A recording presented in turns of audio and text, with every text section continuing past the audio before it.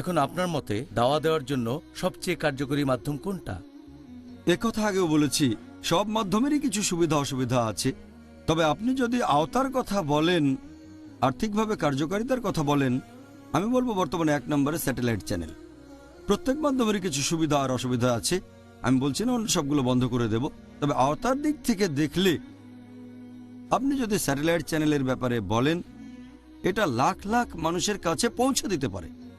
একজন লোক যদি কোনো পাবলিক লেকচার দিতে আসে, হয়তো অমুসলিম, সে হয়তো হাজারো দর্শকের সামনে ঠিকভাবে কথাই বলতে পারবে না। যদি কেউ লেকচার দেয়, কতজন মানুষ আসবে? 100, কয়েকশো, 1000, 2000, 10,000, কতজন? আমার লেকচারে সবচেয়ে বেশি দর্শক হয়েছিল 10 লাখ মানুষ। এমন ঘটনা প্রত্যেকদিন ঘটে না, এমনিতে সাধারণত 1 লাখ হয়। তবে স্যাটেলাইট চ্যানেলের মাধ্যমে লাখ লাখ দর্শকের কাছে পৌঁছে দিতে পারবেন, আলহামদুলিল্লাহ, লাখ লাখ মানুষ।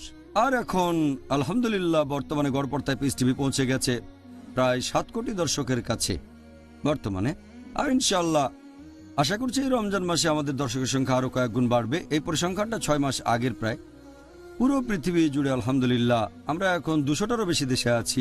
গত 15 বছর ধরে IRF এর দাওয়া দেওয়ার ক্ষেত্রে অর্জন যা করেছে, আর পিস টিভি মাত্র 1 বছরে আলহামদুলিল্লাহ আমরা যত দূর পৌঁছে গেছি, দর্শক যত বেড়েছে, এটার অর্জন গত 15 বছরের অর্জনের চেয়ে অনেক বেশি।